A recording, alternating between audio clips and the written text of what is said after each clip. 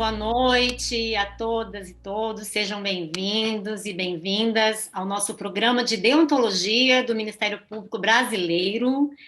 Essa é a nossa 12ª conferência, a nossa última conferência, cujo título é MP, Busca do Consenso ou Articulação das Diferenças? Para a abertura dessa noite, nós temos aqui conosco, mais uma vez, o nosso Procurador-Geral da República, doutor Augusto Aras. Boa noite, doutor Augusto. Tudo bem com o senhor? Boa noite, Lígia Maria. É com grande satisfação que cumprimento a todas e a todos, cumprimento o ministro Dias Toffoli e agradeço a Sua Excelência pela presença nesse curso que já posso anunciar nesta oportunidade. E com o velho jargão, atendendo a múltiplos pedidos, eu diria a centenas de pedidos, o ministro Toffoli hoje encerra a primeira fase e o professor Jorge já está preparando a segunda fase do curso de deontologia do Ministério Público. Não se trata exclusivamente de deontologia jurídica. A deontologia jurídica está posta hoje sob a batuta do professor, do mestre, do ministro Dias Toffoli. Mas se trata de uma abordagem interdisciplinar que toca a compreensão dos distintos modos de estar no mundo, que é um aspecto antropológico, mas com profunda relevância nos aspectos psicanalíticos e psicológicos, para os quais o professor Dr. Jorge Forbes é o nosso tutor para organizar todos esses conhecimentos, que faz com que tenhamos centenas de pessoas interessadas no curso, partícipes fidelíssimos, e que nos alenta para a continuidade numa segunda fase. Registro, especialmente para aqueles que não sabem, que esse curso de deontologia do Ministério Público foi planejado pela escola, com o apoio do nosso tutor Jorge Forbes e pelo professor Carlos Vinícius Alves Ribeiro e toda a diretoria da escola, dirigida pelo professor Paulo Gustavo Gonet Branco, no contexto de colocar cada membro do Ministério Público no conforto de compreender a si, dentro da sua própria instituição, escolhida como um modo especial de estar no mundo, profissional, pessoal e familiar. E também interpessoal, porque este curso visa também promover a arte do encontro dos membros do Ministério Público, com os magistrados, com quem labora, ou mesmo com as autoridades dos tribunais superiores, conhecidas por toda a sociedade brasileira, com os advogados, com os servidores, com os jurisdicionados, enfim, promover aspectos da vida do membro do Ministério Público no que toca ao exercício das suas funções públicas e no seu modo especial de estar servindo ao público. Por isso que, sob a tutoria do professor Jorge Forbes, nós investimos muito no membro, no ser humano, como o melhor do que nós temos. E essa é a grande responsabilidade deste curso. Hoje, o ministro Dias Toffoli nos traz uma temática extremamente relevante. Não se trata simplesmente da busca do consenso, não se trata simplesmente da articulação das diferenças. Se trata, como o ministro vai colocar aqui, eu tenho certeza que já será um sucesso, desse grande momento da vida contemporânea, em derredor de uma pandemia que faz de todos os partícipes da comunidade planetária seres necessariamente voltados para um problema comum que faz com que nós todos estejamos unidos. Não existe ninguém no planeta Terra que não esteja preocupado com o futuro desta comunidade planetária. Mesmo aqueles que fazem parte de um movimento extremamente complexo, que pregam a não vacinação e que cresce assustadoramente em alguns países tidos como de primeiro mundo, nós sabemos o quanto é importante que nós tenhamos a exata compreensão daquilo que é possível que nós possamos ter em nós, acerca das nossas funções públicas e a quem nós servimos. E numa república, muitos doutrinadores clássicos já responderam: a república serve ao bem comum. É com essas palavras que eu cumprimento a todas e a todos que nos acompanham. Agradeço ao ministro Dias Toffoli por ter aceitado o convite e estaremos todos aqui esperando, ministro Dias Toffoli, que Vossa Excelência, com a compreensão de quem tem, por mais de uma dezena de anos, levado à mais alta magistratura do país, na busca de solução de consenso e articulação de diferenças, que nós hoje sairemos com uma melhor compreensão desse grande desafio, que é promover a arte do encontro. Professor Jorge Forbes, a Vossa Excelência, os meus respeitos, minha admiração e esse novo desafio que eu espero que Vossa Excelência aceite na segunda fase. Não se trata de um pedido desse modesto Procurador-Geral da República, mas se trata de uma demanda de toda a classe que já está aqui nos escutando, nos assistindo e já pede por essa segunda fase, com toda essa articulação das diferenças que Vossa Excelência, professor Jorge Forbes, tem magistralmente conduzido entre todos nós. Então, eu devolvo a palavra ao professor Jorge Forbes, nosso tutor, e agradeço a todos pela presença e, acima de tudo, pela adesão a este curso que só quer uma coisa: fazer com que todos nós sejamos felizes naquilo a que nós nos dedicamos, na escolha profissional que fizemos e que há de honrar a nós, a nossa família e a sociedade e o Estado. Muito obrigado a todas e a todos. Obrigado, ministro Dias Toffoli. E eu devolvo a palavra ao professor Jorge Forbes. Muito obrigado, professor. Obrigado. Eu já te passo a palavra, Lígia, para apresentar o ministro Dias Toffoli, mas eu queria, então, aproveitar e responder imediatamente ao doutor Augusto Aras, que eu nunca tinha sido convidado em público para fazer um curso dessa maneira, então eu quero dizer que eu aceito de muito bom grado, né? E acho uma oportunidade única de trabalhar com o Ministério Público. Concordo com todas as suas palavras, quero aproveitar para agradecer também a sua ideia de ter feito esse curso.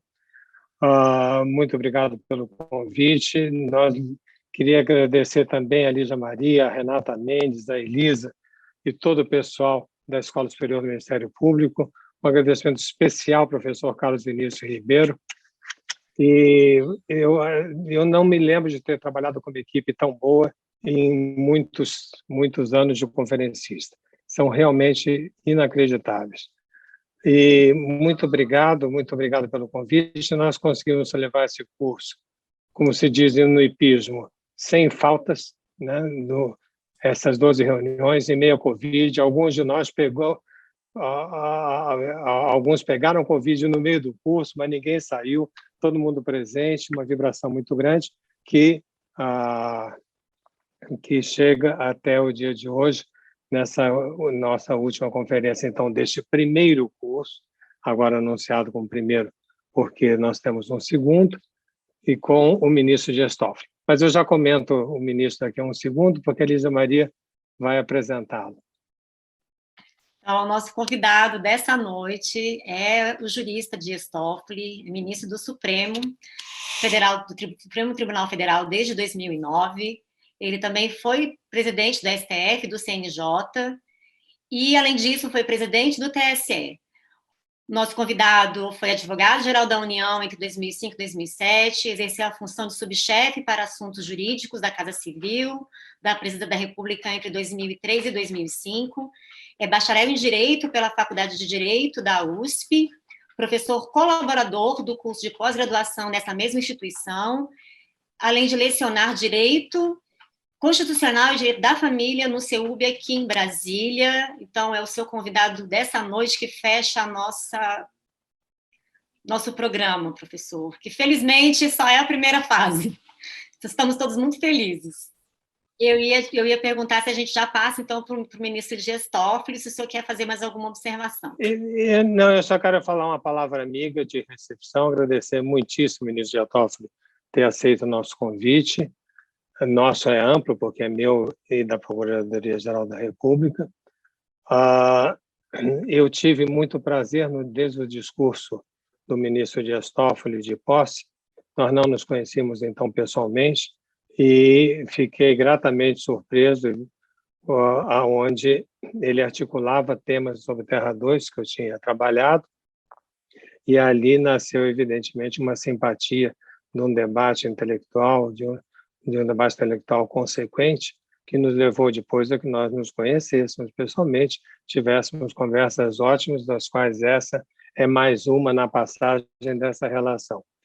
Então, muitíssimo obrigado, ministro Dias Toffoli, pela presença. Estamos realmente ávidos, como disse o doutor Aras, de ouvi-lo. A sua posição é única e exemplar de alguém que pode pensar nos dias de hoje o que é a justiça, algo que temos insistido nessas 12 reuniões, que é um dos principais problemas do ser humano.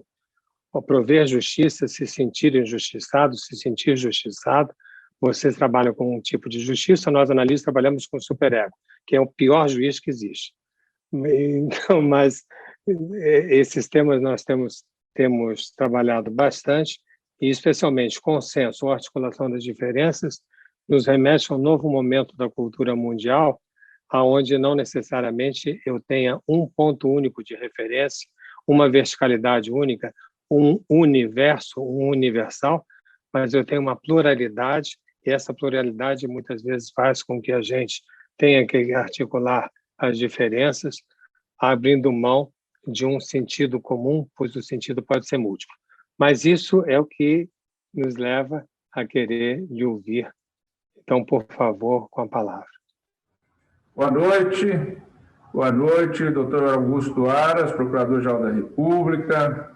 Boa noite ao professor Jorge Forbes, professor doutor, uma honra poder ter recebido o convite também da Escola Superior do Ministério Público da União, agradecendo ao doutor Carlos Vinícius, doutora Lígia Maria, toda a equipe que atua nesse curso de deontologia e que aborda esse mundo em transformação, no qual nós sabemos de onde saímos, mas vivendo numa balsa que nós não sabemos ainda onde será o porto seguro dessa época de tamanha transformação. Como você falou, Forbes, nós em 28 séculos não passamos uma transformação tão forte como essa que nós passamos a viver.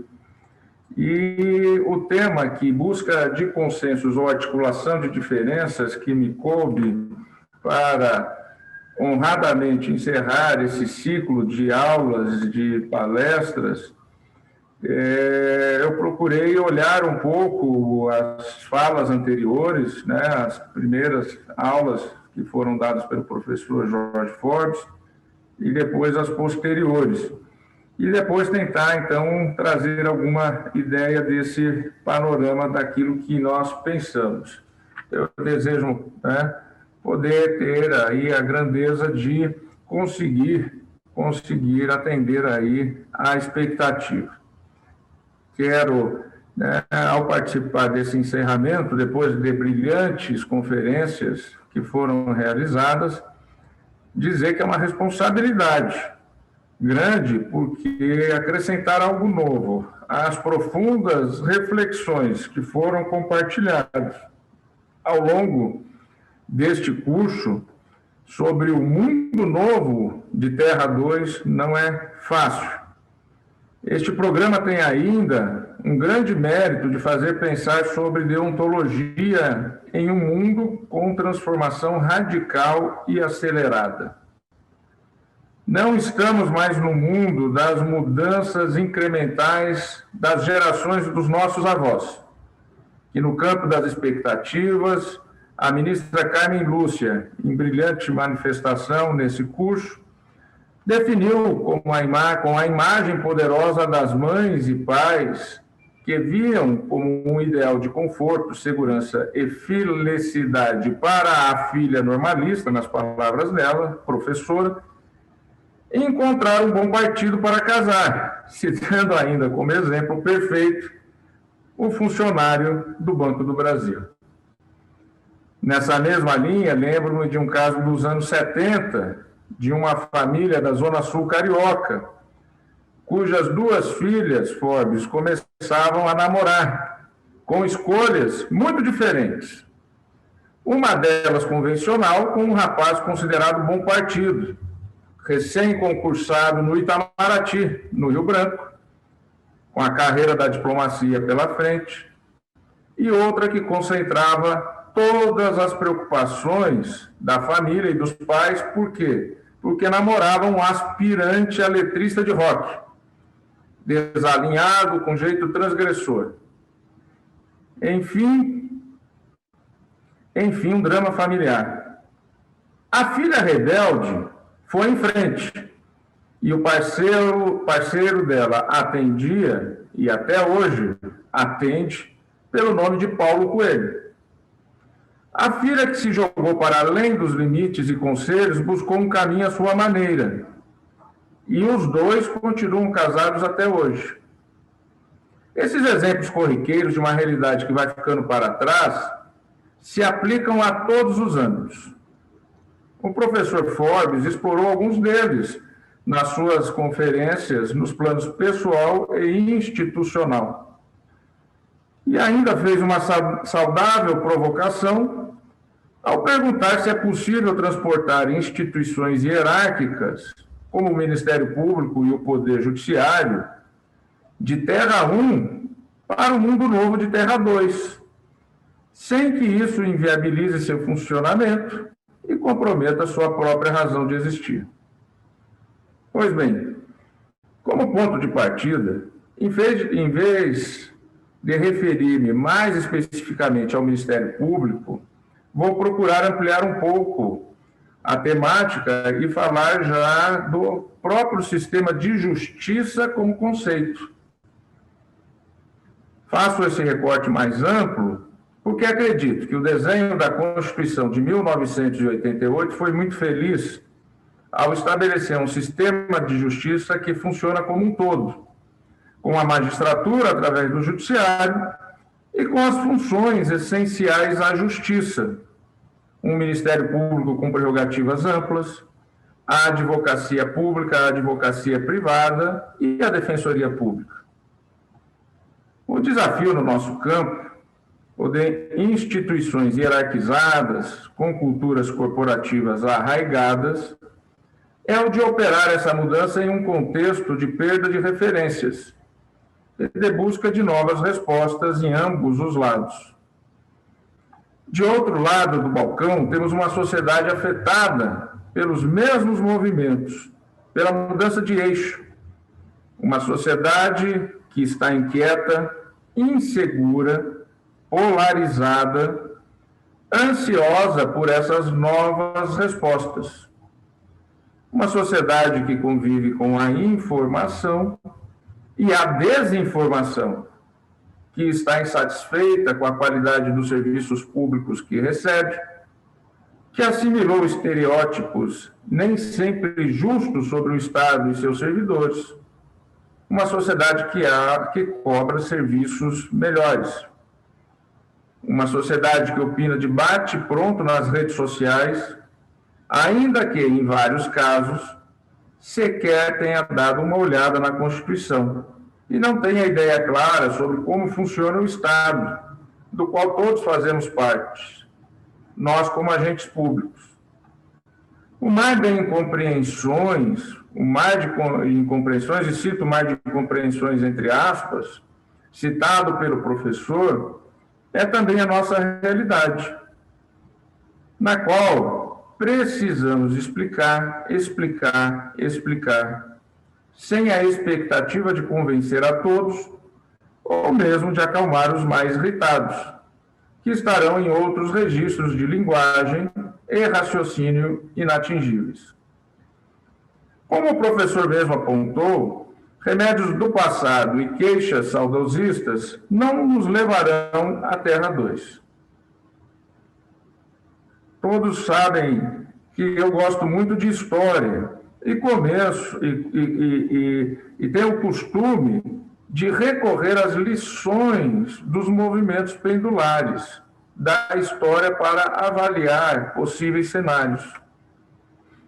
A história nos ensina muito.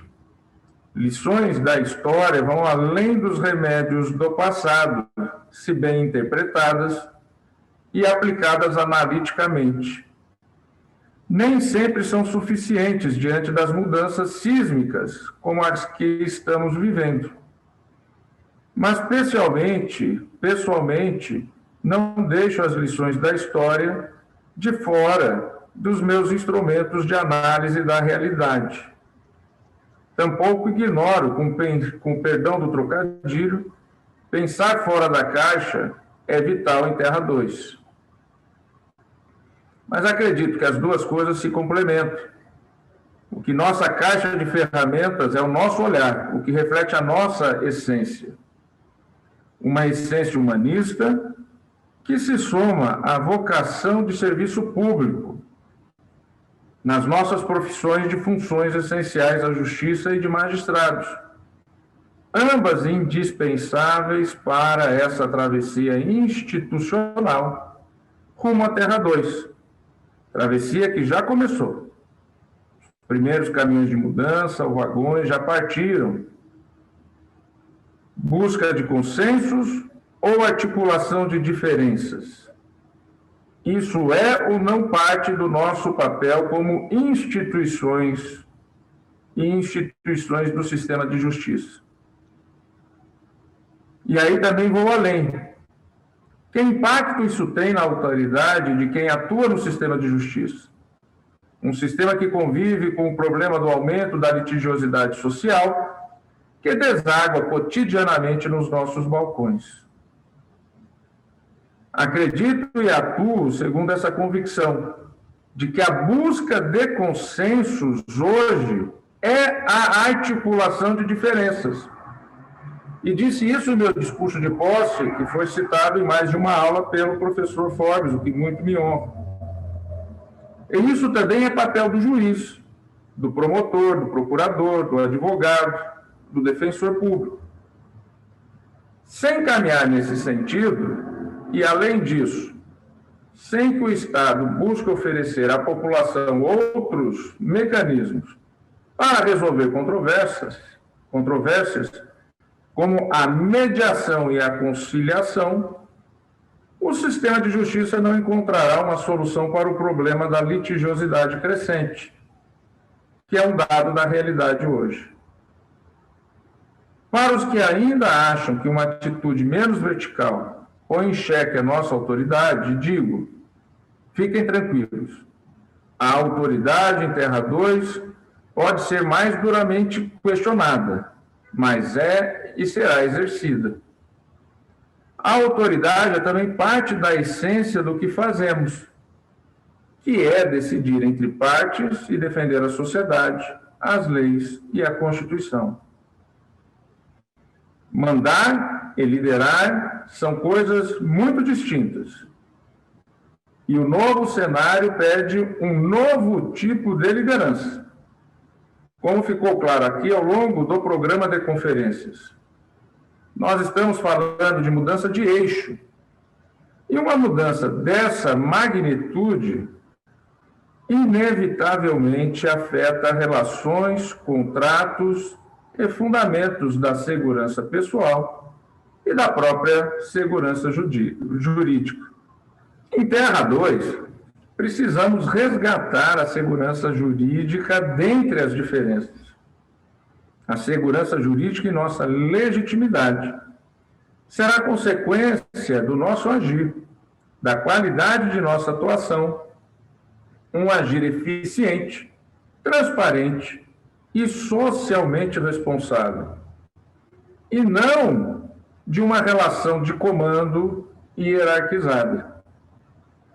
Por isso, o sistema de justiça precisa ser dinâmico, precisa ser cooperativo, mais próximo da sociedade, do cidadão e da realidade social. Na travessia de Terra 1 para Terra 2, não podemos perder de vista a consciência de que somos agentes públicos do Brasil, um país ainda marcado pela desigualdade, o que tem impacto direto em qualquer esforço coletivo que pretenda ter êxito. Não podemos perder de vista o conceito cunhado por Hélio Gaspar, da divisão da sociedade brasileira entre o andar de cima e o andar de baixo. Vamos, então, aos exemplos sobre esses tempos superpostos, em que ainda temos brasileiros vivendo sob as regras do século XIX, sim, do século XIX. A cada intervalo de tempo surge uma notícia, por exemplo, sobre operações que libertam pessoas submetidas a condições análogas à de escravo. Na semana passada, ocorreu uma operação do tipo em fazenda localizada no interior do estado do Espírito Santo. E o problema não é só do campo, aparece na cidade também, infelicitando, por exemplo, imigrantes estrangeiros em galpões de confecção. A pandemia nos apresentou novos cartões postais da desigualdade, como a de estudantes que não têm celular ou computador, não têm plano de dados, ou têm que subir em árvore, até mesmo para pegar sinal de internet, que permita acompanhar as aulas de maneira remota. Nada mais século XX que isso. Ainda nos lembramos aqui do celular tijolão, na pré-história do smartphone, ou da precariedade da internet discada e seu sinal sonoro característico. Os mais jovens nem têm condições de se lembrar disso, pois já chegaram no momento desse tempo diferente, de tão rápido que ele vem ocorrendo. Na era do 5G e da internet das coisas, milhões de pessoas ainda estão no século XX, mesmo já tendo um celular nas mãos, o que já é um avanço, não há dúvida, para esse momento em que a inteligência artificial e as tecnologias se mudaram o mundo de analógico para digital. Mas ainda se depende muito de Wi-Fi alheios para milhões e milhões. Já foi mencionado aqui o desafio do impacto dramático no mercado de trabalho, do analfabetismo digital para gerações mais maduras e a resposta tímida da educação a esses novos problemas. Ou seja, diante da desigualdade brasileira, sem empatia, a travessia corre o risco de deixar milhões à deriva. A própria Constituição nos oferece balizas importantes. Eu sempre carrego comigo e lembro o artigo 3º da Constituição Federal como sendo uma verdadeira síntese do nosso pacto fundante, ou refundante, já que é da redemocratização de 88, que é inequívoco quanto aos objetivos fundamentais da sociedade a ser constituída, com justiça, liberdade e solidariedade. Uma sociedade com os objetivos de buscar erradicar a pobreza, diminuir a desigualdade e promover o bem comum, sem preconceitos de origem, raça, sexo, cor, idade ou quaisquer outras formas de discriminação. Tudo está lá no artigo 3º, como os objetivos fundamentais da República Brasileira. Outro elemento de essência que considero importante vinculado à vontade de fazer o Brasil chegar ao artigo 3º de maneira efetiva, foi mencionada na conferência do grande jornalista Heraldo Pereira. É claro, diz ele, que a motivação de fazer a diferença move cada um de nós como agentes públicos. Mas o fazer a diferença ocorre em todos os âmbitos da vida social. E no nosso, do sistema de justiça, requer observância aos limites da Constituição e da lei. Costumo dizer que o juiz não deve ter desejo. Como já passei por outros poderes, atuei no legislativo, atuei no executivo, sabemos muito bem que, no âmbito da magistratura, nós não temos uma capacidade discricionária tão livre como há no legislador, como há no âmbito do executivo. Nós estamos vinculados à Constituição e às leis. Como articular diferenças em uma realidade em que as pessoas já não opinam e tomam decisões dentro de uma mesma base factual? Já não há consensos de base factual. E que parte delas é alimentada exatamente pela desinformação que procura exatamente desfazer um consenso sobre base factual, que também, muitas vezes, procura, além da desinformação, introduzir o medo para gerar o ódio, o medo do outro para gerar o ódio ao outro. No plano institucional, é importante reforçar a transparência e a necessidade de se comunicar e se explicar, com persistência, com método, com mensagens claras. Já no plano individual, a partir das regras de cada instituição e do livre-arbítrio dos seus integrantes, cada um fará suas escolhas sobre engajar-se ou não. E como se engajar nos múltiplos veículos e redes sociais à disposição.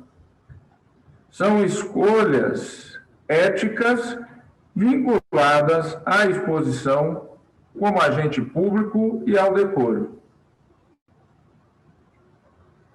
Visão profética foi trazida por Manuel Castells ainda nos anos 1990, sobre o efeito da internet na comunicação social, com o fim da exclusividade da comunicação unidirecional, da mídia para o público, e que hoje é uma realidade que impõe essas novas escolhas. Já o professor norte-americano Lawrence Lessig define o atual estágio como era da pós-difusão e chama a atenção para o fato de que um hábito cotidiano do passado, qual seja o de reunir a família diante da TV, é hoje uma circunstância restrita a um punhado de eventos muito especiais. E tudo isso fragmenta uma base factual de análise de um mesmo acontecimento. E força a própria mídia, fustigada por concorrência e por perda de receita em múltiplas frentes, a apostar na segmentação, ao falar para seu público mais fiel. O modelo de negócio e de sobrevivência da mídia convencional em Terra 2 depende desse ajuste profundo e de fazer mais com menos recursos. O desafio está dado. E, desde logo, sabemos que nem todos sobreviverão. Em entrevista concedida em fevereiro deste ano, por ocasião da sua despedida como editor executivo do Washington Post, Martin Barron, um dos mais celebrados jornalistas de sua geração, ofereceu uma visão ao mesmo tempo preocupante e realista sobre o papel dos meios de comunicação na era na era da chamada pós-verdade. Bannon liderou a equipe do jornal Boston Globe na investigação sobre casos de abusos sexuais contra menores na Igreja Católica local, na qual se baseou o premiado filme Spotlight, Segredos Revelados, no nome em português, e comandou a bem-sucedida reestruturação do Washington Post até o anúncio de sua aposentadoria. Ele está escrevendo um livro sobre o Post na era Trump. Esse situa os desafios da era da pós-verdade como um problema a ser encarado com seriedade pela sociedade como um todo, e por cada cidadão ou cidadão no seu cotidiano. Disse ele, abro aspas, acredito que o maior desafio que nossa democracia enfrenta, e certamente o maior que a imprensa enfrenta, é a inabilidade de um amplo segmento da população de distinguir o fato da ficção. Penso que é um problema social. Todo mundo insiste em perguntar como a imprensa pode resolvê-lo. Não é algo que caiba inteiramente à imprensa, nem mesmo prioritariamente só à imprensa. Nós temos um amplo segmento da população que não entende como o governo funciona, que não entende os princípios que fundaram este país, que não é alfabetizado em matéria de mídia e não consegue entender quais são as fontes de informação confiáveis, na maioria dos casos, e quais não são. Temos um enorme segmento da população que acredita em falsidades e mentiras absolutas e em teorias da conspiração que são bizarras. Como isso é possível? Como operamos uma democracia quando sequer conseguimos concordar com a mesma base factual? Como a imprensa pode operar em um ambiente no qual não conseguimos concordar sequer com o que aconteceu ontem? Exemplo pronto e acabado do impacto dessa fragmentação informativa é o da polarização de opiniões em torno da pandemia. Opiniões que se mostram pouco flexíveis diante dos fatos. Essas atitudes são determinadas, em muitos casos, por simpatias ou afiliações a determinadas correntes políticas. Outra situação emblemática recente foi a da invasão do Capitólio, em janeiro passado, nos Estados Unidos, em Washington, alimentada pela desinformação, pela Big Lie, sobre a eleição presidencial norte-americana. Nem mesmo a gravidade daquela agressão à democracia e a condenação mundial a ela levaram a uma verdadeira constrição por parte dos invasores e das forças que os apoiaram. 4 meses depois, as pesquisas indicam que, do lado perdedor na eleição, persiste a crença na Big Lie. Detalhe, essas forças se definem como conservadores. E aí eu pergunto, há algo mais anticonservador do que uma invasão ao Congresso? Aí, como em outros episódios, os fatos não importam. Ou o que é pior, muitas pessoas acreditam ter direito aos próprios fatos. Indo aos clássicos, os que entendem de natureza humana, como Hannah Arendt, que declarou o seguinte em uma entrevista feita em 1974, abro aspas, se todo mundo sempre mente para você, a consequência não é a de que você vai acreditar em mentiras, e sim a de que ninguém creia em mais nada. Fecho aspas. Considero importante também falar de outra questão relevante, que é a do anonimato na esfera virtual, analisado pelo filósofo Byung-Chul Han, para quem esse elemento conspira contra a noção de respeito nas interações nas redes sociais. E digo eu, destas com as instituições. Para este autor, respeito é a base do comportamento na esfera pública, que está vinculada a nomes próprios. No atual momento de quebra de paradigmas e do avanço dos algoritmos, o alto nível de ruído na comunicação deriva, em boa medida, do anonimato e da prevalência do apelo do espetáculo sobre o do respeito. É dele a expressão shitstorm, que numa tradução que eu vou fazer de maneira diplomática, seria uma tempestade de indignação. Na economia da atenção, que já é plenamente monetizada, escândalo, sensacionalismo e estridência também vêm. E somente agora as plataformas de redes sociais começam a acordar para transgressões claras aos próprios termos de uso, que ninguém lê a verdade, mas que existem. Alguns autores já defendem, inclusive, que o termo polarização é muito brando para definir o momento em que caminhamos mesmo na direção do sectarismo. Os argentinos usam o termo grieta como fenômeno de separação e os espanhóis falam em crispação. Os termos podem diferir, mas os fenômenos têm muitos pontos de contato.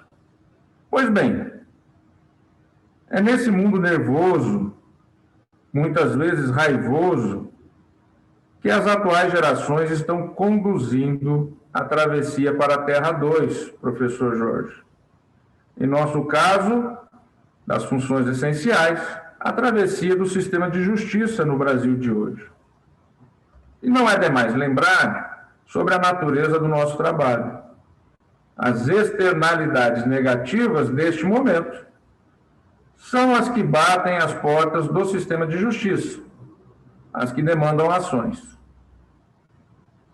Em geral, estamos lá para resolver problemas, não para compartilhar êxitos e conquistas alheias. Quem bate as portas do sistema de justiça tem problemas, conflitos para resolver. Problemas urgentes, grandes vezes, em geral, e não raramente complexos. Não acionam o sistema para levar boas notícias, celebrar um bom contrato fechado, apresentar uma sociedade empresarial que deu certo ou uma relação a dois que está funcionando às mil maravilhas. Quem procura o sistema de justiça é porque teve algum problema. Pois bem, para operar bem em Terra 2, a receita do líder como articulador de diferenças, a receita do líder como articulador de diferenças me parece um ótimo ponto de partida.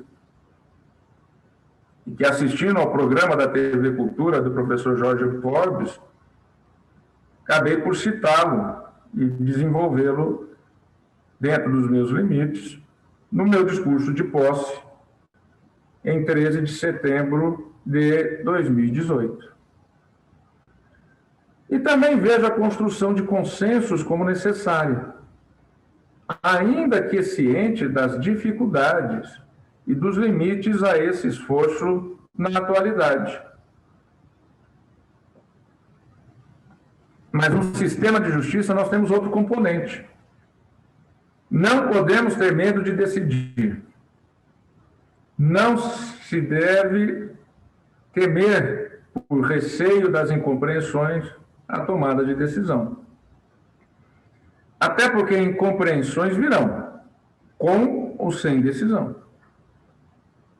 O exercício da autoridade institucional requer, cada vez mais, o que o professor Forbes definiu como saber sensível. Entender as diferenças e também as forças que movem indivíduos e grupos na direção do sectarismo.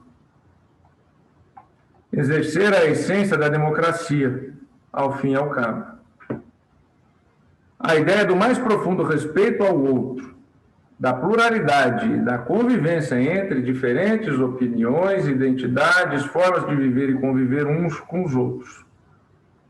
Humildade. E o artigo 3º da Constituição na cabeça, para que não deixemos gente para trás.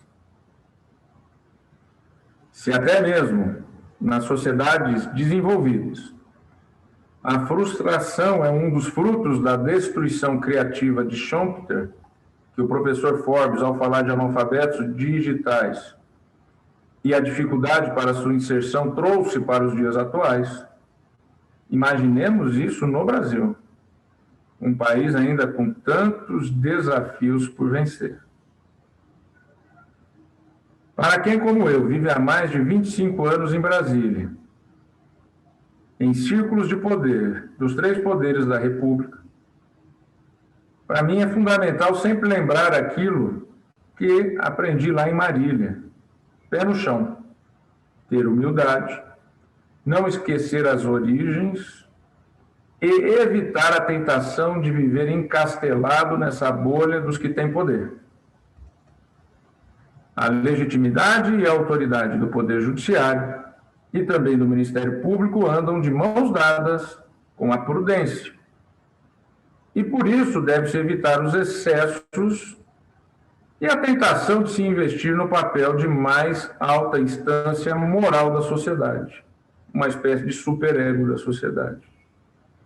Humildade, inclusive, de saber, como aprendi com Nelson Jobim, que a gente não escolhe interlocutor entre os representantes eleitos. Quem escolhe é o voto. Não perder de vista que a posição de agente público supõe vantagens funcionais, mas também responsabilidades em relação ao conjunto da população, e que a empatia é essencial. Não se pode medir os outros com régua distinta da que se usaria para medir a si próprio. Precisamos dar o exemplo.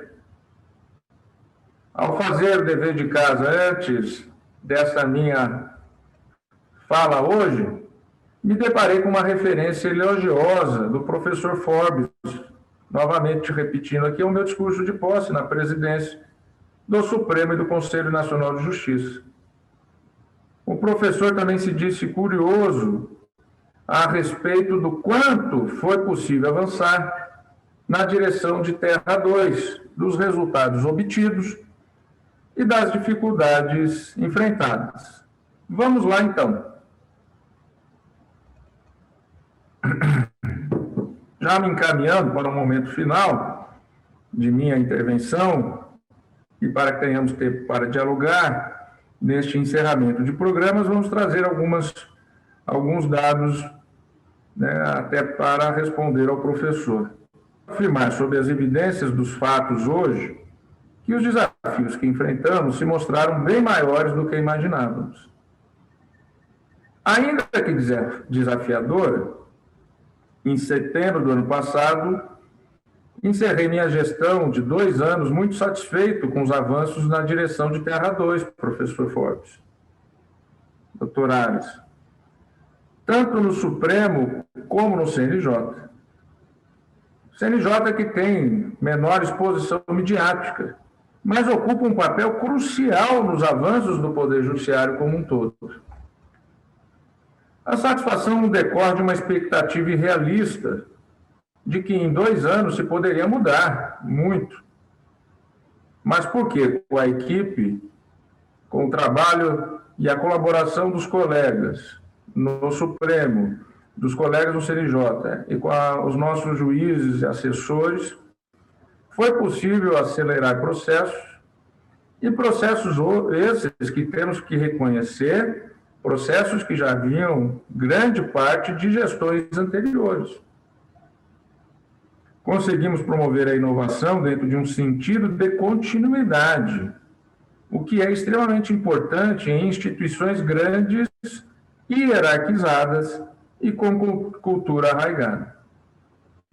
Vejam, o teletrabalho no STF é um bom exemplo.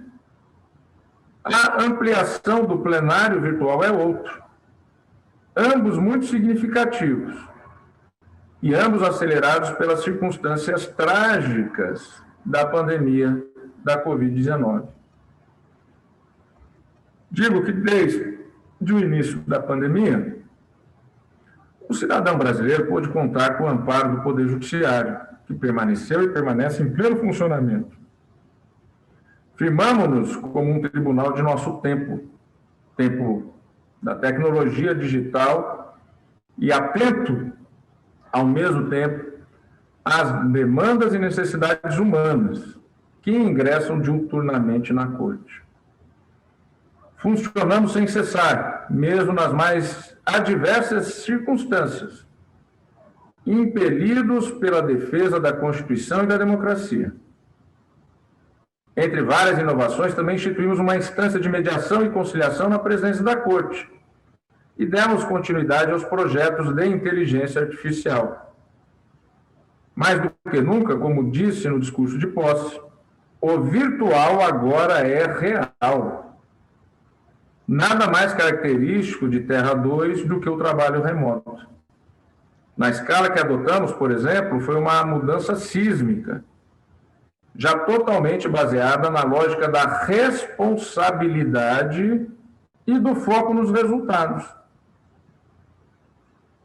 Ele foi apoiado por ferramentas de trabalho virtual cooperativas eficazes e por uma cultura corporativa que estava aberta à ampliação dessa ferramenta. Vejam os dados. De uma proporção de cerca de 20% dos servidores em teletrabalho que tínhamos antes da pandemia, passamos para mais de 75% rapidamente e sem sobressaltos, a partir de março de 2020. Em determinados momentos, esse percentual chegou a 90% da força de trabalho. O Supremo Tribunal Federal, em razão de gestões bem-sucedidas de anos e de décadas, adaptou-se à nova realidade com agilidade invejável. E uma realidade em que o Judiciário como um todo, com as funções essenciais da Justiça, Ministério Público, Defensoria Pública, Advocacia Privada e Advocacia Pública, também, evidentemente, se utilizam dessas ferramentas e se adaptaram de maneira rápida e célere. Sem isso, teríamos fracassado. Lembro aqui que nem todos os países conseguiram que o sistema judiciário adaptasse suas rotinas para continuar funcionando. Teve país que chegou a fechar por alguns meses, em lockdown, as portas do judiciário. O plenário virtual, por exemplo, que existe no Supremo desde 2007, é um instrumento altamente moderno, sem o qual a Corte jamais poderia ter reduzido, como reduziu, seu estoque de processos em julgamento, sua fila, ou, como falamos hoje, o backlog. Somente em 2020, sobretudo com ganhos de produtividade, foi possível reduzir o acervo em 16%. Aqui também estamos falando de um processo com inovação e aperfeiçoamento dos métodos de trabalho. Conseguimos baixar a pilha de processos em andamento. Vejam, em 2006 eram 150 mil processos distribuídos no Supremo, em tramitação. Em 2016 eram quase 58 mil. E ao final do ano passado, ao final de 2020, a pilha diminuiu para 26 mil. E hoje já está na faixa de 24. O mesmo tipo de esforço levou o Supremo a ter, atualmente, 97% dos processos tramitando em meio digital. Durante um ano e meio de gestão, até a pandemia, além das rotinas domésticas do STF e do CNJ, procurei manter uma agenda internacional ativa. E por quê? Para tomar pulso do que está acontecendo no mundo afora, nas demais cortes, ter contato direto com reflexões a respeito de novas realidades e de seus impactos nesse mundo em transformação. Em um desses eventos, no final de 2019, Pude conhecer pessoalmente o professor escocês Richard Susskind, da Universidade de Oxford, e conhecer um enfoque apresentado por ele que é bem simples de se compreender, mas que abre a cabeça.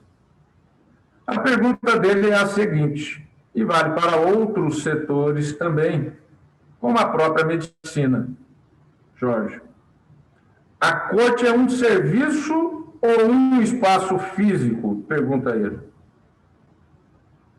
Claramente, ele favorece a primeira visão, é um serviço, com foco no resultado. E eu estou plenamente de acordo.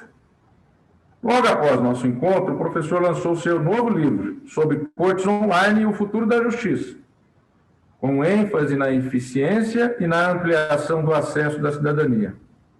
Abro aqui um parênteses. Cortes inteiramente online já existem no mundo, e a China tem 3 delas para demandas judiciais relacionadas ao âmbito da internet. Pois bem, no seu livro, o professor Susskind tenta vender como projeto piloto um conceito de cortes online, inicialmente limitado a questões cíveis de montantes pequenos, como forma de vencer o ceticismo de parte dos operadores de justiça e demonstrar a viabilidade prática do instrumento. Pois bem, com exceção de um elemento inicial que ele propõe, de triagem para possível mediação, os outros elementos de Susskind estão presentes hoje e já há algum tempo no plenário virtual do Supremo, mas principalmente após a pandemia.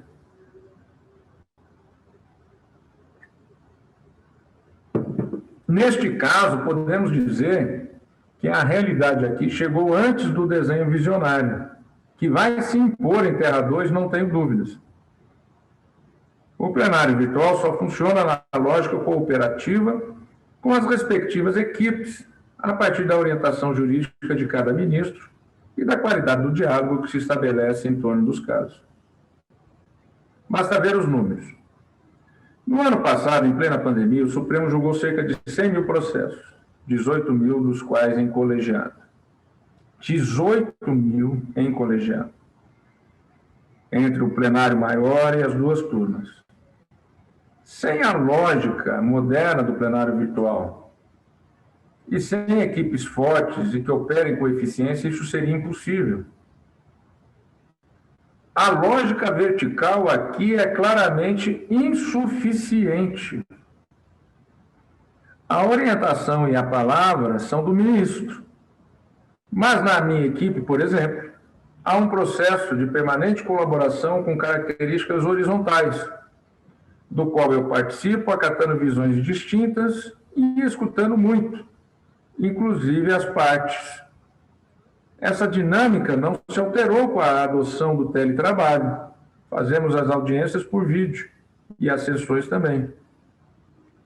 A transição foi tranquila, tanto na presidência, quanto, depois dela, já de volta ao meu gabinete. Outro ponto importante de mencionar é o que o professor Forbes citou, um judiciário escandalosamente hierárquico, nas palavras dele, escandalosamente. Não vou reagir com uma espécie de indignação corporativa, professor. Como minha trajetória é marcada por trabalho e aprendizado em várias áreas da estrutura do Estado, e já sou juiz do Supremo há 11 anos e meio, aprendi a olhar criticamente a máquina e a procurar promover as mudanças a partir daí. Se não houver a catarse, a crise, não há solução. E temos que saber entender as críticas que são apresentadas. Em contraposição a essa estrutura hierarquizada do Poder Judiciário, realizamos, durante a nossa presidência, visitas institucionais a todos os tribunais de todos os estados da federação e de todos os ramos da justiça. Justiça estadual, justiça federal, justiça do trabalho, justiça eleitoral e justiça militar, acompanhados de comitivas do STF, do CNJ e das associações de magistrados, e também sempre relacionando nos locais com as funções essenciais da justiça, Ministério Público, Defensoria, Advocacia Pública e Privada. Foram visitados presencialmente 17 estados. Infelizmente, em razão da pandemia, 9 deles, para totalizar todos, tivemos que fazer as visitas por meio de videoconferência. Mas, ao fim e ao cabo, em 2 anos, visitamos as 27 unidades da federação. Essas visitas proporcionaram alinhamento institucional e o estabelecimento de cooperação para o aprimoramento dos serviços jurisdicionais em nível nacional. Um pouco de horizontalidade em meio a essa estrutura hierárquica do sistema de justiça, não há dúvida. É o Supremo indo e o CNJ indo às instâncias locais, inclusive ouvindo primeira instância, através das associações e de representantes. Tenho buscado esse caminho por onde passo. E no Supremo e no Conselho Nacional de Justiça não foi diferente.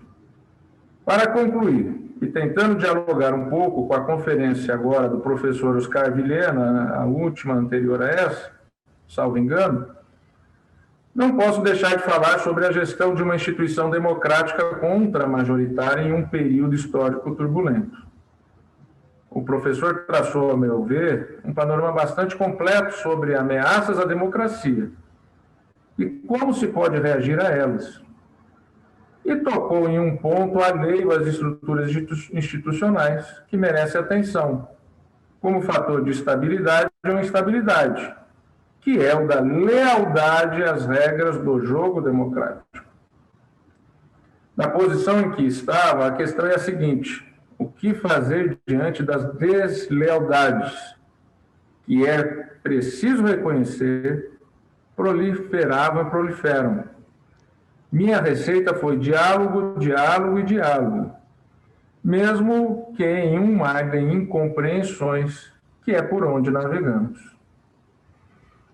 Os argentinos têm uma expressão interessante sobre tarefas cotidianas difíceis.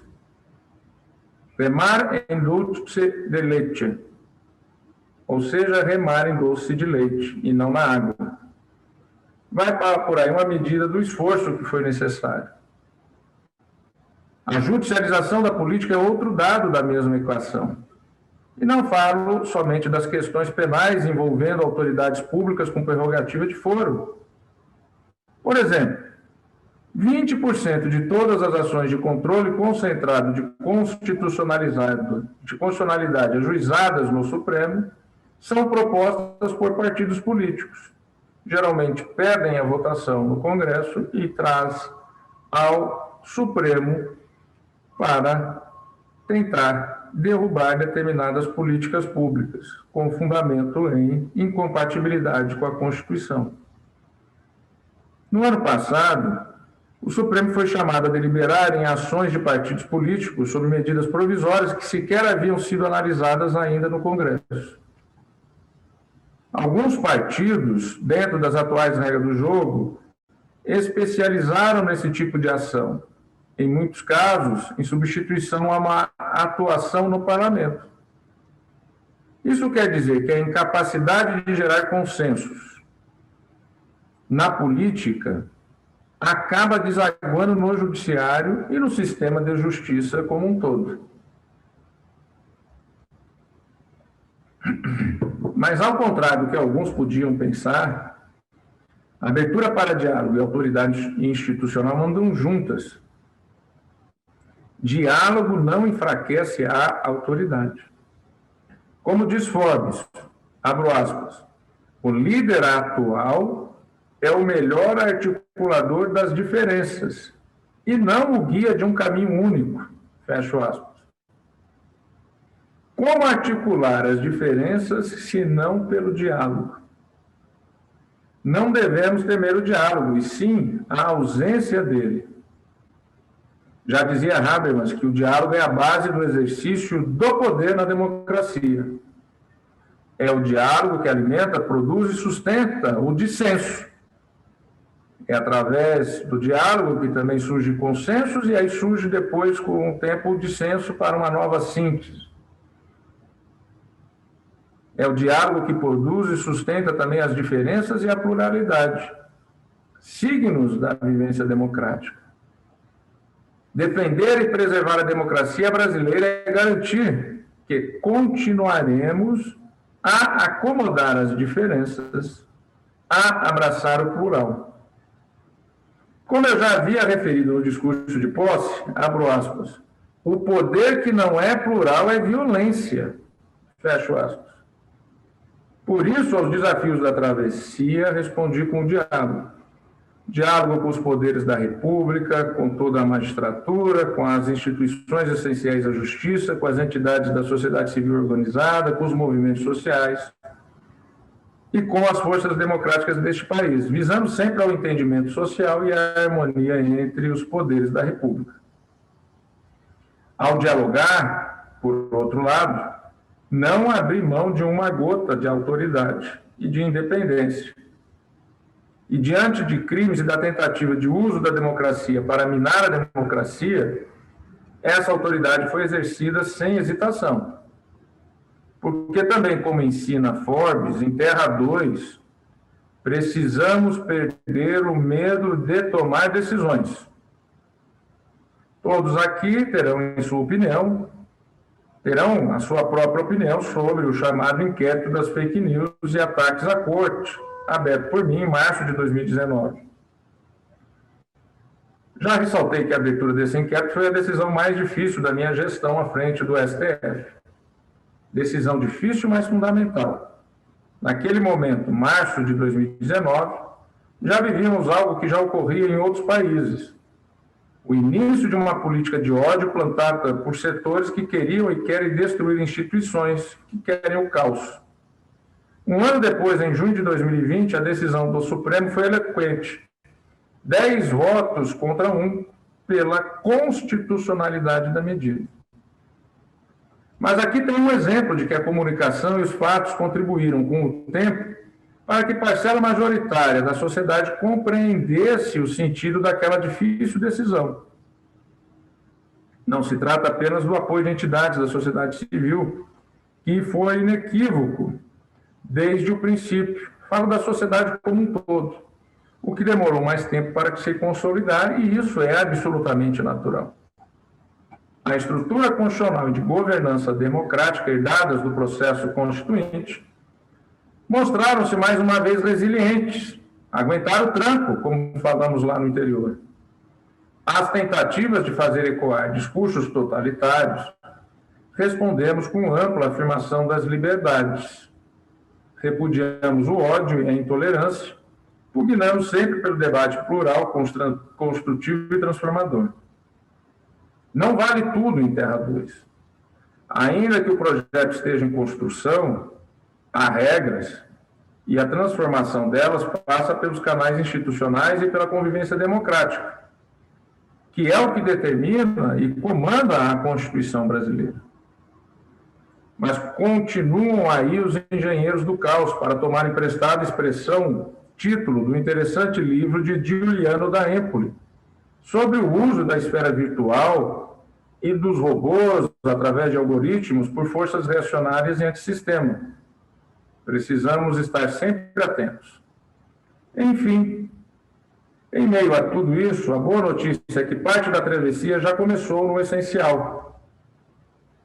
Alguns vagões ou caravelas já partiram e mandam boas novas da outra margem ou do outro planeta.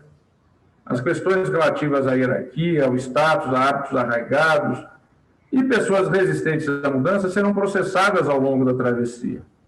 Mas, assim como o professor Jorge Forbes, eu não compartilho com a visão pessimista de Bauman, eu sou um otimista. Na balsa dessa travessia, seguimos firmes na articulação das diferenças, na busca incansável pela construção de consensos em meio a tantos dissensos. Porque não vale usar a democracia para tentar destruir a democracia, para ficarmos em um princípio fundamental. Pelo contrário, em meio às diferenças, quem defende a democracia é a própria democracia. E com essas palavras eu termino. Em meio às diferenças, quem defende a democracia há de ser a própria democracia. Muito obrigado, estamos abertos ao diálogo. Muito obrigado mais uma vez pelo convite. Professor Forbes, senhor quer fazer algumas considerações antes de a gente passar para as perguntas? Quero, vou ser breve, não vou fazer perguntas, porque o ministro teve a gentileza de me responder a inúmeras perguntas minhas, então me sinto amplamente respondido e vou precisar de um tempo agora para elaborar essas respostas, mas que me deixam especialmente feliz de ver tão detalhadamente a possibilidade dessa passagem, desse barco ir de Terra 1 para Terra 2, onde, no dizer dele, não se recua da quebra da verticalidade. Quer dizer, ele buscando eficiência, transparência e o social, foi uma tripartição por ele feita, né? Não se recua, e ele deu inúmeros exemplos disso. Então, ministro Toffoli, muitíssimo obrigado por essa reflexão, que a gente vai continuar juntos. Só 2 comentáriozinhos rápidos, não para o senhor, mas para todos. Quando a gente fala da articulação de diferenças, eu vejo muitas vezes as pessoas acharem que no mundo de articulação de diferenças são todos iguais. É gozado esse aspecto. Eu diria que no mundo da articulação de diferenças é porque são todos diferentes, não são todos iguais. Quem tem autoridade de ser ministro do Supremo Tribunal Federal não é igual a quem não tem. Então, quando eu digo, eu defino, eu decido, eu não fujo a minha responsabilidade, né, e defendendo, e eu também defenderia, o princípio de responsabilidade como base ética do século XXI e da pós-modernidade de Terra 2, eu queria marcar esse aspecto. Ser diferente não é ser igual, é ser diferente. Nós temos que articular as maiores discrepâncias sem querer que as pessoas sejam iguais. E um outro aspecto que fica para alguma conversa que a gente possa aprofundar, eu acho muito importante, muito fundamental essa frase, diz assim, bom, mas não há consenso de base factual. É uma frase sua, não há consenso de uma base factual. Realmente, qual seria o consenso? Existe alguma base comum? É uma pergunta que eu tenho me posto, uma pergunta que meu amigo com quem o Luc Ferry, o filósofo, tem se posto, e a gente tenta responder essa pergunta dizendo pelo que a gente morreria hoje? Pelo que um homem ocidental morreria hoje? Ele não morreria mais por guerra, por revolução, por religião, mas seguramente ele morreria pelo que lhe é mais próximo, pela pessoa amada, pelo filho, pelo seu mini núcleo que vai se articulando com outros núcleos. Isso deixa um caminho que Bauman, a meu ver, não encontrou, como o senhor bem citou, e citaria, quem quiser aprofundar, o capítulo 10 de Bauman, O Mal-Estar na Pós-Modernidade, onde ele percebe todos esses aspectos tão bem enumerados pelo ministro Toffoli. Ele fez um verdadeiro recorrido, como dizem os argentinos, né, dos aspectos dessa grande mudança pelo qual a gente está passando. Bauman coloca isso como o terceiro momento da cultura de 1700 até aqui. No primeiro momento eu tinha a cultura, no segundo momento eu tinha as culturas, e esse terceiro momento atual, onde eu tenho uma cultura aos pedaços. Ele não tem resposta à cultura aos pedaços. Muito bem, e por não ter resposta, ele recua para a ética do medo. Eu acho que nós podemos avançar para a ética do entusiasmo, porque deve haver um consenso não explícito, não falado, mas sentido, que é o fato que é a resposta à pergunta pelo que a gente morre. Bom, isso fica como uma resposta imediata à sua excelente apresentação. E eu acho, Lígia, que muitos participantes do nosso curso gostariam de estabelecer e entrar no diálogo. Tenho aqui uma pergunta, ministro, da Daniela Martinez. Daniela, sempre com as perguntas aqui. Daniela, obrigada por participar sempre. Ela agradece a palestra, eu também fiquei impressionada, ficou nítido como o senhor voltou no programa, viu as palestras, assim, muito obrigada pela essa atenção, foi muito delicado. E aí ela pergunta o seguinte, sobre ativismo judicial, fala-se muito sobre isso. Como o senhor observa o fenômeno? O ativismo social, desculpa, o ativismo judicial. Como o senhor observa esse fenômeno e se o ativismo judicial estaria presente em Terra 2? Se sim, por quê? Obrigado inicialmente ao professor Jorge Forbes pelas palavras. Eu que agradeço ao professor, porque nesse mundo em transformação, a maioria dos teóricos, eles ficavam um pouco, talvez, saudosos de Terra 1 e olhando para frente com um certo pessimismo, com uma falta de um horizonte melhor.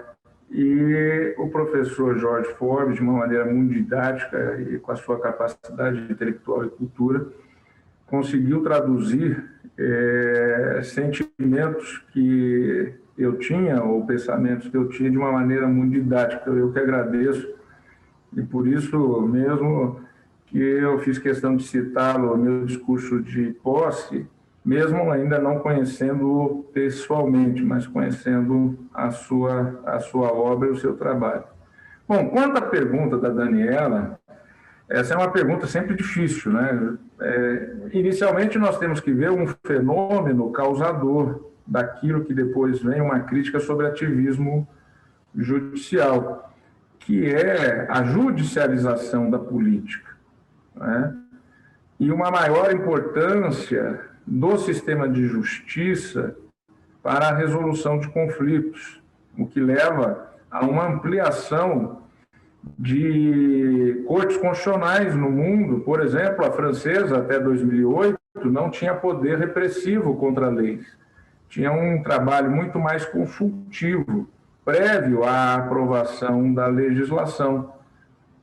E, a partir de 2008, inclusive, o presidente da Assembleia Nacional, que é um cargo dos mais relevantes, ou mais relevante na França, tendo em vista a Revolução Francesa e o parlamento, e a força do parlamento, né, as codificações, as leis, as legislações, o Debré, ele renuncia à presidência da Assembleia Nacional para se transformar no presidente da nova Corte Constitucional com poderes ampliados.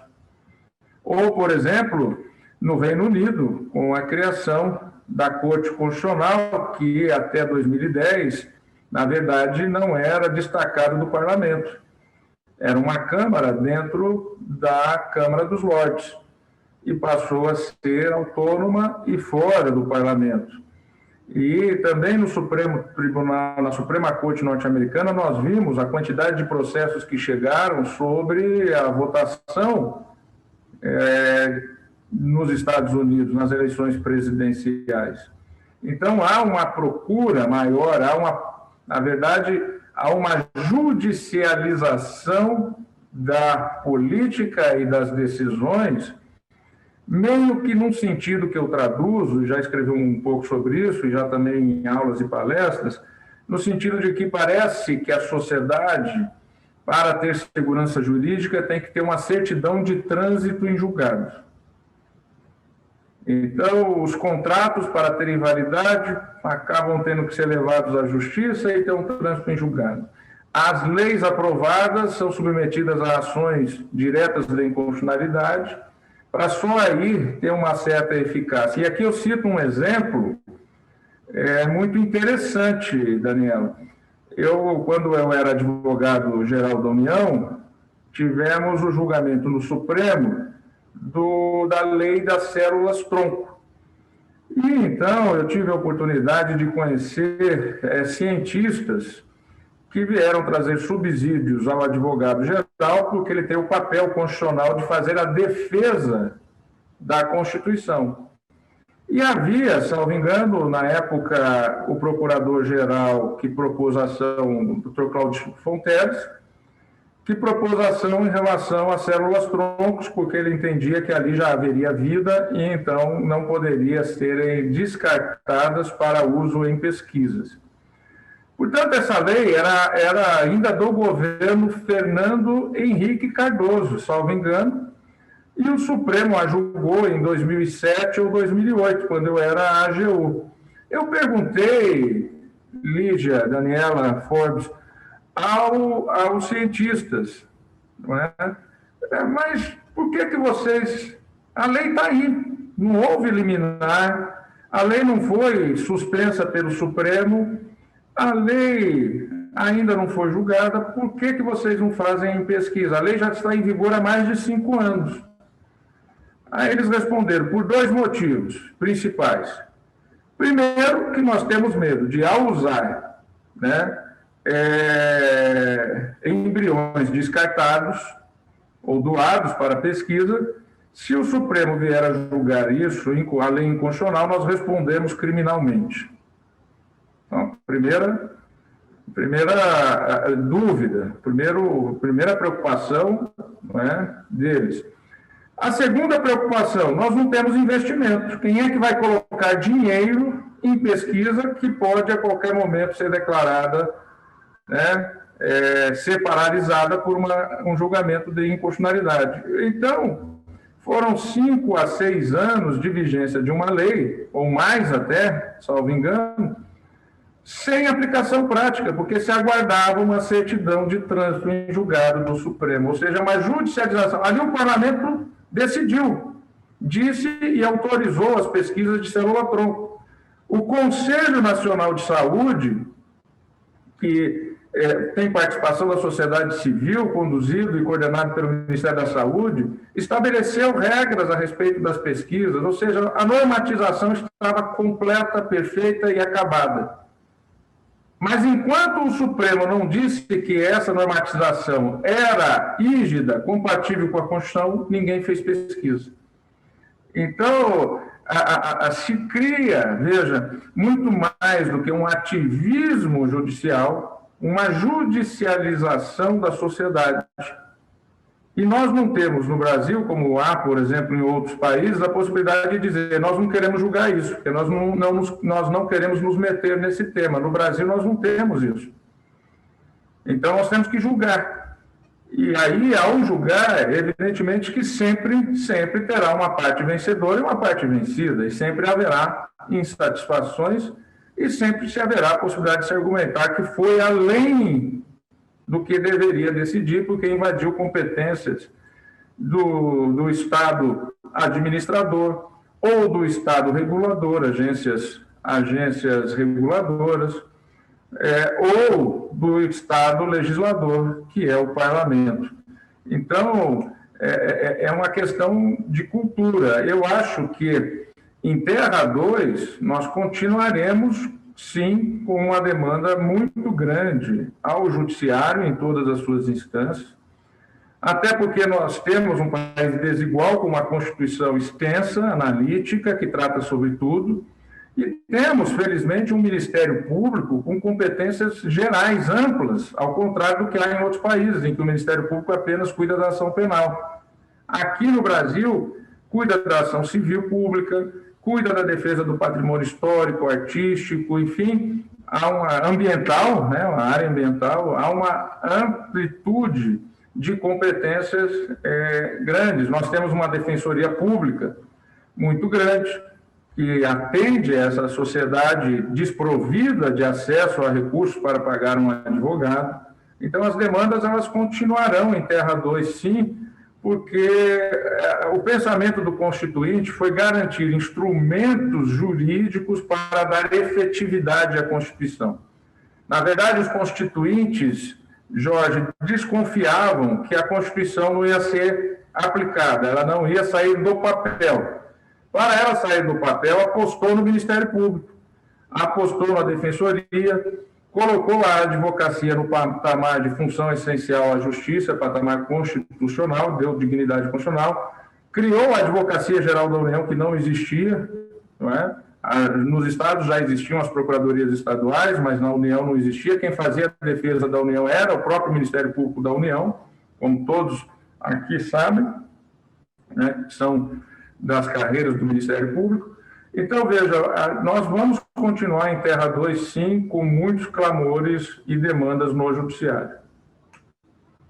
Não sei o que o Jorge pensa sobre isso, talvez você puder comentar.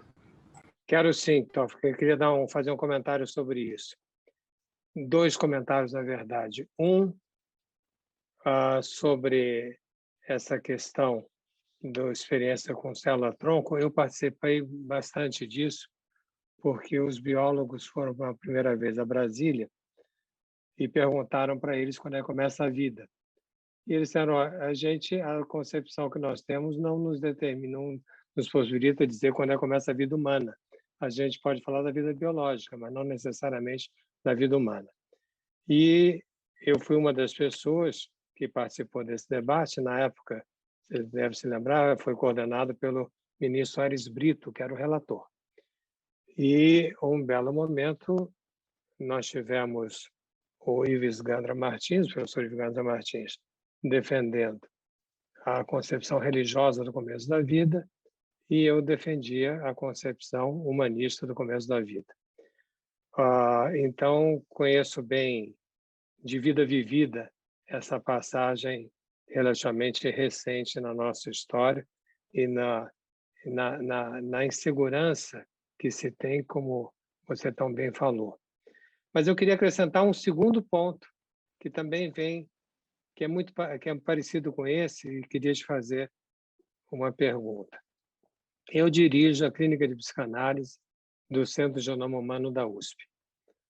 O Centro Genoma Humano da USP tem um atendimento a várias pessoas com alterações neuromuscular de origem genética e casos muito graves de transmissão de genes alterados que e lá são tratados. Muito bem. Por iniciativa da professora Maia Nazati, que é a diretora-geral, ela me pediu para que eu constituísse uma clínica de psicanálise lá dentro, e eu o fiz. Nós já temos há 14 anos essa clínica lá no Genoma. E tem casos que eu vou te contar um, e eu queria a sua opinião, e que diz respeito ao direito e os problemas inerentes à Terra 2. Há um tempo atrás, tipo há um a 2 anos atrás, eu chego na segunda-feira lá no Genoma e me trazem a seguinte questão. Havia uma moça, junto com seu marido, junto com o pai da moça e a mãe da moça, quer dizer, o pai e a mãe da moça, a moça e o marido.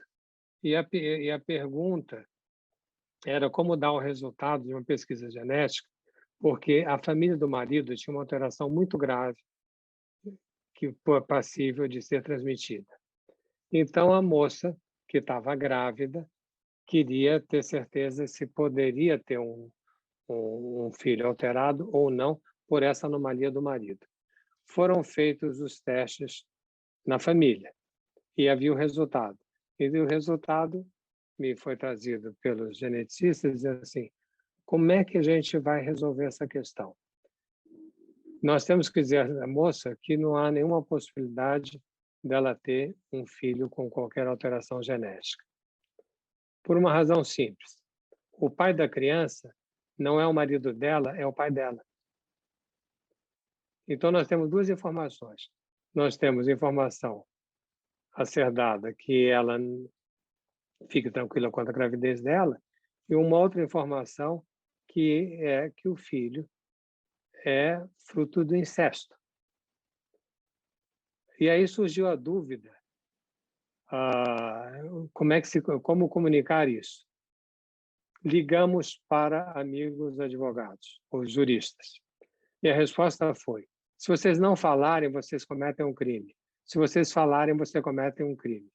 Então, eu quero saber como é que se sai de uma situação dessas, onde no direito atual você ou se você comete um crime.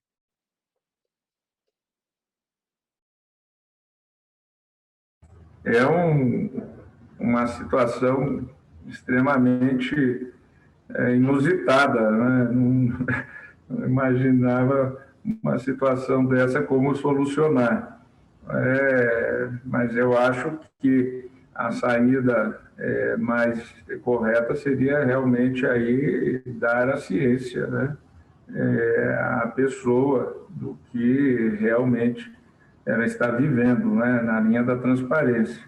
Há muitas vezes casos também que ocorrem, por exemplo, entre as instituições.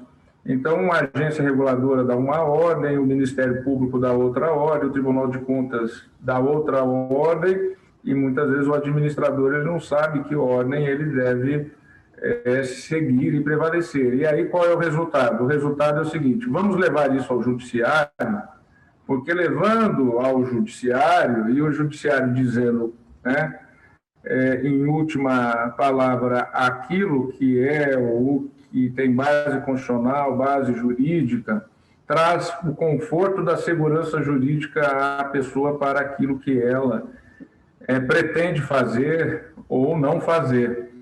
Então, acaba que isso alimenta a judicialização. Mas, sinceramente, nesse drama específico, eu optaria pela transparência. Não vou perguntar qual foi a solução dada. A solução foi implicar a pessoa na resposta. Foi a indução, ela foi atendida e nós falamos para ela que ela sabia do resultado. E ela progressivamente, não foi imediatamente, nós acompanhamos o caso, ela progressivamente, ela administrou esses resultados em relação à família dela. Eu esqueci de dizer que o pai dela era o arrimo da família inteira, da dela, da mulher, enfim, e que se dito, a família ficaria sem essa sustentação também. Agora, casos como esse estão surgindo a cada dia, né? O avanço da ciência coloca questões até hoje impensadas e que nos exige uma discussão ética como a gente está tendo. Ministro, a Daniela cita, outra Daniela, escreve assim: boa noite, ministro Toffoli, de que forma o MP pode articular as diferenças entre os membros, expressada pelo princípio da independência funcional, de modo a manter a coerência interna garantida pelo princípio da unidade? Qual que é a sua opinião? Olha, aí tem que ter uma atuação de respeito à autonomia funcional, que foi o desejo da Constituição, e você tem que articular isso com o diálogo. No âmbito do Ministério Público Federal, há as câmaras, câmaras das várias áreas, da área econômica, câmara da área ambiental, e essas articulações e esses diálogos, eles têm que ocorrer para que as pessoas não se achem ela a República Federativa do Brasil, enquanto instituição. Ou seja, todos nós somos servidores e nós estamos a serviço, nós não estamos para ser servidos. Então, nisso, o diálogo é fundamental e o trabalho de coordenação, não só internamente, no caso do Ministério Público, mas o Ministério Público tem um papel fundamental de auxiliar os agentes públicos e a sociedade, e pode fazê-lo na articulação de diferenças para buscar a segurança jurídica prévia à necessidade de uma atuação no próprio judiciário. E essa função, por exemplo, muitas vezes acontece nos termos de ajustamento de conduta, em que as articulações são para exatamente evitar uma judicialização e se adequar uma conduta que estava irregular para uma conduta regularizada. Então, é essa a articulação das diferenças. Eu me lembro que, no passado, o avião presidencial do presidente da República não tinha o nome República Federativa do Brasil, ele tinha Força Aérea Brasileira. A Receita Federal não se chamava Receita Federal do Brasil, era Receita Federal. E nas notas de real só vinha o nome Banco Central do Brasil, não vinha República Federativa do Brasil. Isso simboliza muito uma força de corporações e a ideia de que o Estado sou eu, ou como já falamos aqui muito dos argentinos, o Estado sou eu, né? Então, o Estado quer dizer, aquele avião não é da República Federativa, aquele avião é da Força Aérea. A nota não é da República, não é uma nota brasileira, é uma nota do Banco Central. A Receita é a Receita Federal, não é a Receita da República Federativa do Brasil. Então, esses exemplos mostram muito que o isolamento, né, e as caixinhas separadas levam, e muitas vezes até explicam, Lígia, a Daniela que fez a pergunta, explicam também o o porquê que setores e segmentos da sociedade eles reclamam das instituições, porque muitas vezes as instituições são demoradas no processo decisório, ou tem desses processos decisórios que uma instituição fala que pode fazer uma coisa e a outra instituição diz que a pessoa não pode fazer, e aí ela fica sem condições de saber o que ela pode ou o que ela não pode, numa insegurança total e numa dúvida total. Terra 2 é exatamente superar essas caixinhas separadas. Terra 2 é exatamente o diálogo e a articulação dessas competências em conjuntos que sejam conjuntos que saibam trazer todas as instâncias juntas.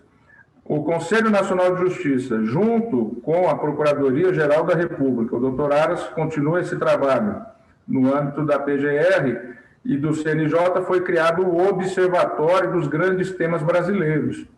Esse observatório, por exemplo, no caso de Brumadinho e da tragédia de Brumadinho, ele trouxe uma rapidez de solução que não se viu no caso de Mariana. No caso de Mariana, sem uma articulação entre Ministério Público do Trabalho, Ministério Público Estadual, Ministério Público Federal, as ações se dispersaram, né? E também Defensoria Federal, Defensoria Pública, Advocacia, Procuradoria de Estado, Advocacia da União. Então, houve uma dispersão. Quando ocorre, né, a tragédia de Brumadinho, o que foi feito? O Observatório das Grandes Causas colocaram todos os atores e todos os agentes juntos, inclusive os causadores, né, a empresa que era responsável aquela ruptura de uma barragem. Tivemos e vários acordos já foram feitos, várias soluções coletivas foram dadas, graças a essa articulação entre os órgãos públicos, ou seja, aquela população afligida, atingida, e ainda mais com perdas humanas, elas tiveram uma resposta do Estado muito mais rápida, do Estado no seu conjunto, e dialogando com a sociedade, muito mais rápida do que no caso, por exemplo, de Mariana. Se bem que depois também de Mariana, o observatório vem acompanhando. Tem um caso que envolve o município de 6 ou 7 bairros no município de Maceió, que em razão de uma extração de um tipo de produto ali, que é utilizado pela Braskem, esses bairros começaram a afundar, envolvendo uma situação de praticamente 40 mil pessoas. O observatório, e a conselheira Maria Tereza Willi teve participação importante nisso, junto com os conselheiros do Conselho Nacional do Ministério Público, fez um acordo da Braskem com 40 mil famílias. Veja, Jorge, Daniela, se o observatório não atua, seriam 40 mil ações individuais que estariam sendo propostas e que quanto tempo levaria para uma decisão em última instância.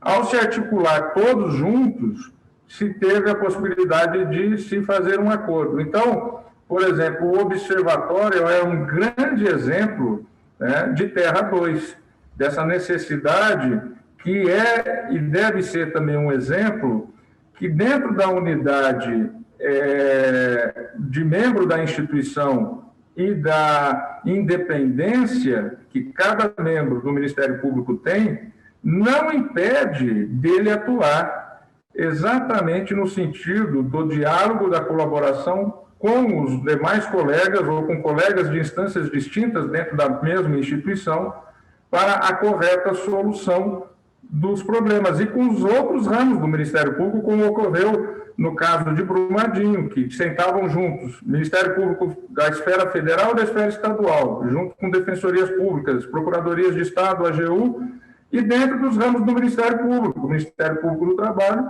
Ministério Público da União, Ministério Público Estadual. Então, são essas articulações que é aquilo que a sociedade vai querer em Terra 2 para que as soluções venham mais rápidas no mundo em que a concorrência mundial é muito grande e, do ponto de vista das transformações, a rapidez é fundamental. Professor, o senhor quer fazer algum comentário? De imediato, não. Quero ver Eu tenho mais uma pergunta, a gente ainda tem mais um tempo. Eu fiz as perguntas na ordem que elas chegaram. Então, como a gente tem mais um tempinho, eu vou voltar no tema do ativismo, tá, ministro? O Rui Castro escreveu assim, pergunta, há ativismo jurídico nos tribunais em dizer o real sentido e alcance da norma jurídica? Eu entendo que isso não é ativismo, isso é decisão judicial, né? Baseada, ela tem pela Constituição, artigo 93, inciso 9º, tem que ser fundamentada. As decisões dos tribunais e dos juízes, de primeira instância até um juiz constitucional do Supremo, eles têm o seu fundamento na argumentação. Um parlamentar, por exemplo, ele vota sim, não, abstenção, ou não vai votar.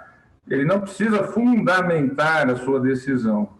É uma vontade política, muitas vezes discricionária. Já o judiciário, ele tem que fazer a fundamentação. E, de acordo com a pergunta, eu já tinha lido a pergunta aqui no chat, você decidir nos tribunais aquilo que são as demandas levadas, isso não é ativismo judicial. E ainda mais, ao se falar em tribunais locais, sempre estará, a decisão sempre estará passível de se recorrer aos tribunais superiores, em caso de uniformização de jurisprudência ou de aplicação da lei federal, e mesmo ao Supremo Tribunal Federal, nos casos de uma decisão que, porventura, seja incompatível com a Constituição ou que há visões diferentes sobre a aplicação de determinados dispositivos da Constituição. Daí a repercussão geral, que foi criada exatamente para dar essa uniformidade. E o novo CPC, que trouxe uma prevalência para os precedentes, numa mistura, que nós estamos nesse mundo de Terra 2, avançando para uma mistura de premissas, de paradigmas entre o direito, o chamado direito continental, romano-germânico, e do direito chamado direito anglo-saxão, que, então, tem nos precedentes uma força cultural muito grande. Como nós não tínhamos essa cultura, ela teve que ser trazida, seja na repercussão geral e na súmula vinculante, por mudança constitucional e depois no Código de Processo Civil, através de mudança normativa. Mas é uma aproximação de sistemas. O sistema continental e o sistema romano, o sistema continental romano-germânico e o sistema anglo-saxão, ou o chamado sistema da common law e sistema da civil law. Eles estão cada vez mais se aproximando. E há muita coisa escrita sobre isso. Professor Jorge, nós temos 9 minutos para o fim.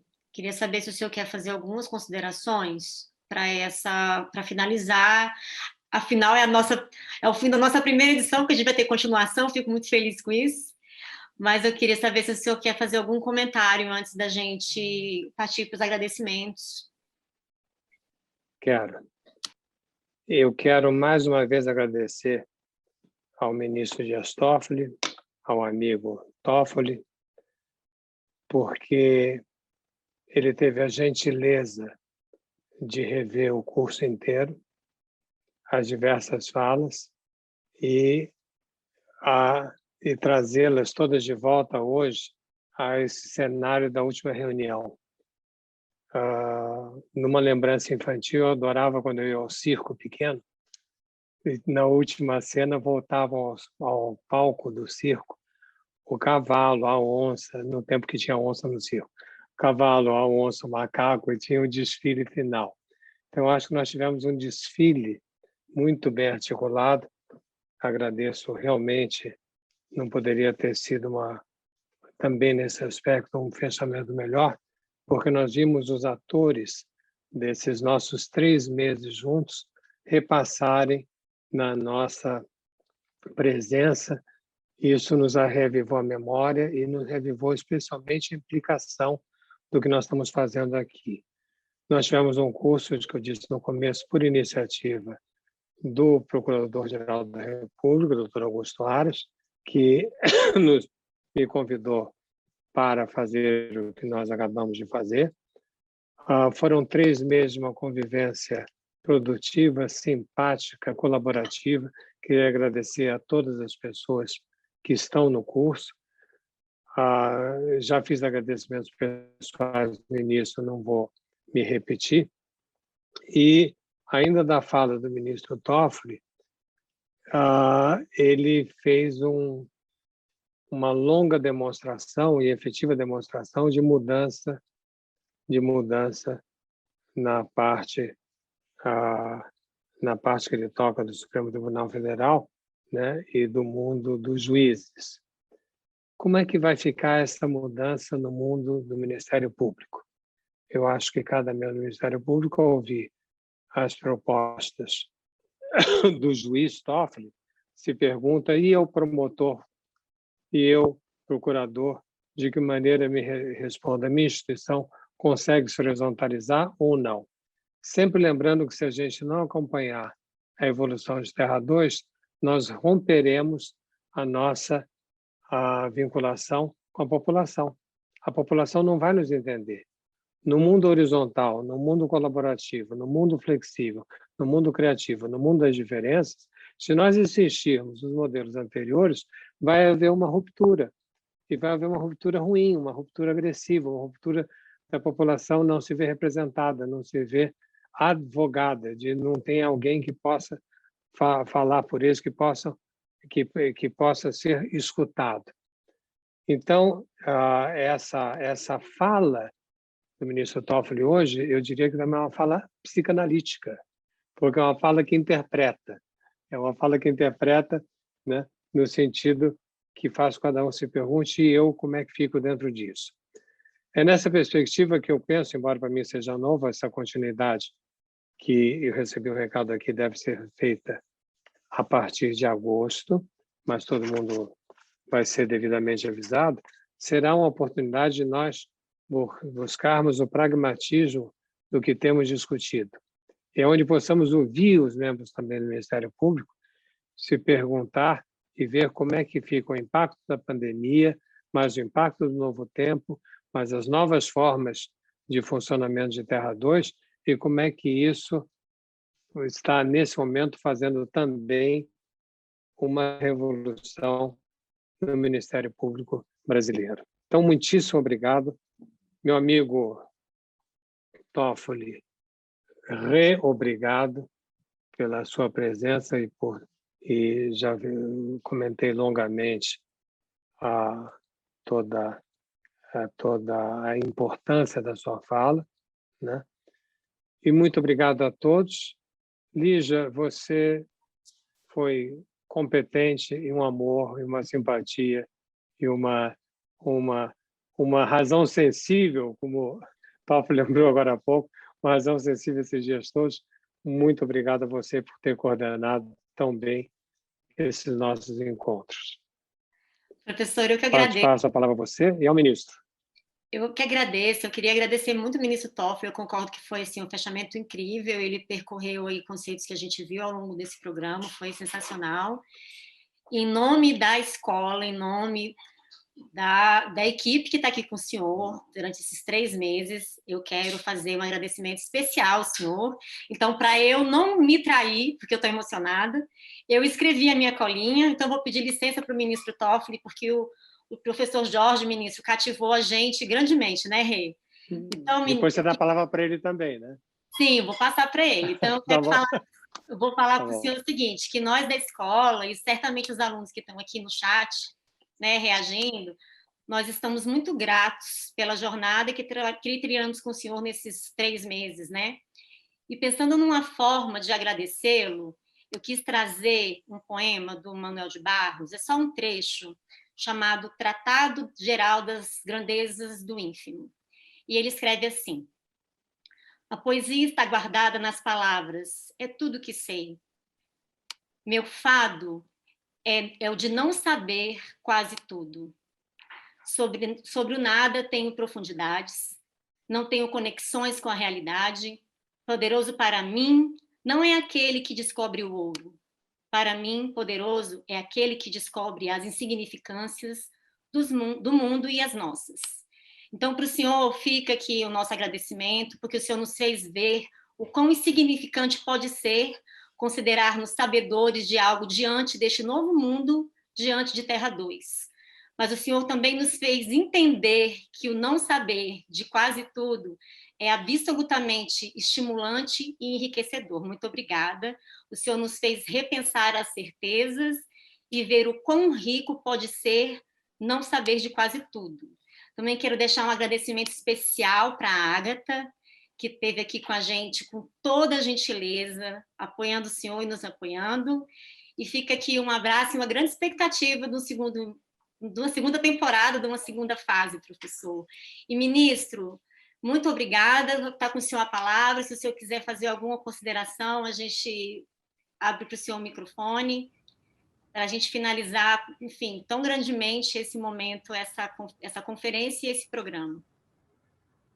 As minhas palavras são de cumprimentar, em primeiro lugar, a sensibilidade do Procurador-Geral, Dr. Augusto Aras, e de toda a equipe aí da Escola Superior do Ministério Público da União, você, Lígia, na coordenação, Renata, Elisa, Ágata, o doutor Gustavo Bonet, que é o diretor da escola, e o Carlos Vinícius, né, o Carlos Vinícius Ribeiro, que foi aí também um grande idealizador e incentivador desse curso, com a presença do professor Jorge Forbes. E para mim uma honra muito grande finalizar aí essa primeira etapa com essa possibilidade de estar aqui dialogando com vocês. Eu tive a oportunidade de aprender muito vendo e assistindo aos colegas e ao professor Forbes ao longo dessas aulas, né? E ter isso disponível será sempre uma fonte muito grande para mim de estudo e de aprendizado. Então, cumprimentar todos os participantes do curso. Eu vejo aqui pelo chat que realmente todos, vários aí cumprimentando, e principalmente cumprimentando o professor Jorge Forbes, que, como eu disse, com essa maneira simples e didática, consegue nos vislumbrar um mundo em que em Terra 2 não será um mundo tão ruim como alguns outros, pelo contrário, alguns outros dizem. Mas nós temos que ter o pé no chão para, junto com a sociedade, saber entrar em Terra 2, porque a sociedade irá nos cobrar. Então, é essa a mensagem. Parabéns, parabéns e parabéns. Muito obrigado. Obrigado. Obrigada, então, até a próxima, espero vê-los em breve. Um abraço grande para vocês e ótima semana.